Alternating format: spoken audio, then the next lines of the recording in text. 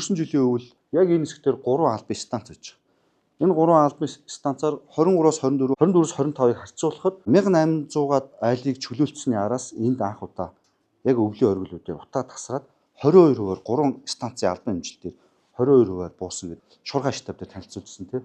Тэгээ одоо бол энэ жилийнхийг бид нэр гаргаагүй байж байгаа.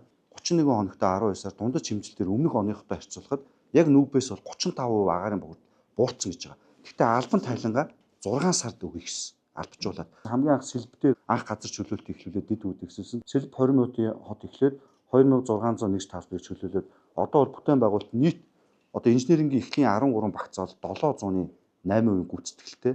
Одоо энэ сар өвлийн хүйтэн сар байгаа учраас төр өвлийн технологийн зогсолт автсан 3 сар гаргаад эхлэхээр байж байгаа. Ер нь бол энэ хот гэж өөрөө цогц асуудал учраас бид нар төлөвлөлтөө зөв хийгээд гэр ороолоо зөв орон сууцуулаад хүндээ хүртээмжтэй хот олгож чадах юм бол үүнийгээ дагаад түгжирлийн асуудал, гэмт хэрэг, тийм ээ, агаарын бохирдол эдэргээд маш олон нийгмийн асуудал. Энэ ерөөсөө цогц систем юм байна. Бид нар нэг асуудлыг зөв шийдээд төлөвлөлтөө ингээ хийх юм бол маш олон нийгмийн дам нөлөөлийн асуудлууд нь сайжраад явчих юм байна гэдэг дээр энэ аягүй сайн жишээ болоод явж байгаа.